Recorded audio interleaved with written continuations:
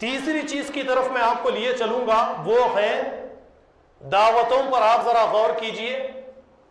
روزانہ ولیمہ رہے گا، شادی رہے گی، رنگین دسترخوان ہمارے سامنے رہتے ہیں، اور ان دسترخوان پر جانے کے بعد میں جو چیز غور کی جاتی ہے وہ یہ کہ ہمارے بعض اشخاص، سب کو میں نہیں کہہ سکتا، جب ان کے سامنے پوٹلا آ جائے یا اسی طریقے سے مچھلی آ جائے تو اس کے بعد میں ان کی کیفیت دیکھیے کہ ان کی کیفیت کیا ہوتی ہے۔ شرم و حیا کا جو لباس ہوتا ہے وہ اس دسترخوان پر اتار کر پھینک دیتے ہیں، ننگے ہو جاتے ہیں، اور جیسے قرآن کہتا ہے یأکلون کما تأکل الانعام، اس طریقے سے کھاتے ہیں جیسے حیوان، جیسے جانور کھاتے ہیں اسی طریقے سے انسان کھاتے ہیں۔ آپ ایک جنگل میں دیکھیے کہ حیوان کسی جانور پر شکار کرتا ہے تو کس طریقے سے شکار کرتا ہے، دسترخوان پر اسی طریقے سے ہم ننگا پن کرتے ہیں۔ اور پھر اس کے بعد میں آپ یعنی بہت ساری باتوں کو آپ اپنی طرف سے بناتے جا سکتے ہیں۔ اس کی اجازت پہلی چیز تو اسلام دیتا ہی نہیں ہے، اور دوسری بات جو ہمارے سامنے رہنی چاہیے وہ یہ کہ روزانہ رنگین قسم کے دسترخوان پر بیٹھنے والے اور لذت دار غذاؤں کا اہتمام کرنے والے، ایسی قوم سے کوئی بڑا کارنامہ انجام دینے کی امید ہم نہیں رکھ سکتے۔ لیکن ہماری سوسائٹی میں کچھ باتیں عام ہیں کہ گوشت کھائیں گے، پوٹلا کھائیں گے تو طاقتور بنیں گے، یعنی لذیذ لذیذ غذائیں کھائیں گے، ولیمہ کھائیں گے، شادی کھائیں گے تو طاقتور ہو سکتے ہیں۔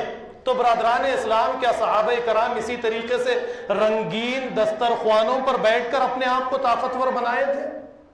صحابہ کرام انبیاء علیہم السلام کی غذاؤں کو کبھی آپ نے دیکھا؟ سوکھی روٹی، سوکھے کھجور، کھانے کے لیے کچھ نہیں ہوتا تو روزانہ پانی پی کر اپنی بھوک کو مٹا لیا کرتے۔ ہم رات اور دن اس طریقے کی اگر غذاؤں کا اہتمام کریں گے تو اس قوم سے وہ بڑی امید ہم نہیں لگا سکتے کہ یہ دنیا کے اندر انقلاب لائیں گے، اسلام کے لیے کچھ کریں گے، اسلام کے لیے کٹ مرنے کے لیے تیار ہو جائیں گے۔ تو اس طریقے کی قوم سے ہم کوئی اچھی امید نہیں لگا سکتے۔ ذرا آپ دیکھیے کہ آج ہمارا کیا حال ہے۔ روزانہ 3 4 دعوتوں کا اہتمام روزانہ چلتا ہے۔ کیا کوئی صحابی اس طریقے کے رنگین دسترخوان سے پلی بڑی شخصیت آپ کو ملتی ہے؟ کسی صحابی کی شخصیت کو آپ پیش کر کے بتائیے کہ اس طریقے کے دسترخوان کی پلی اور بڑی شخصیت ہے۔ اگر ہمارا یہی معاملہ رہے گا تو نہ تو ہمارے بچوں کی صحیح طریقے سے تربیت ہو سکتی ہے۔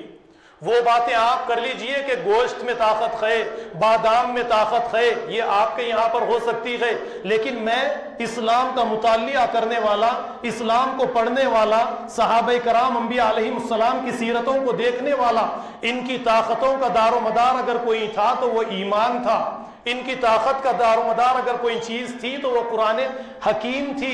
ہماری طاقت کا دار و مدار نہ جانے کھانے کچن سے، مطبخ سے ہماری طاقتوں کا دار و مدار، دیگوں سے ہماری طاقتوں کا دار و مدار، اور جب کبھی کھانے کے لیے جاتے ہیں تو اس طریقے سے جاتے ہیں جس طریقے سے جانور اپنی حیوانیت کو پیش کرتا ہے، ٹھیک اسی طریقے سے دسترخوان پر ڈشوں کے اوپر اسی طریقے سے ہم ٹوٹ پڑتے ہیں۔ برادران اسلام، یہ ساری چیزیں چلنے والی نہیں ہیں۔ دیکھیے، ہمیں اجتناب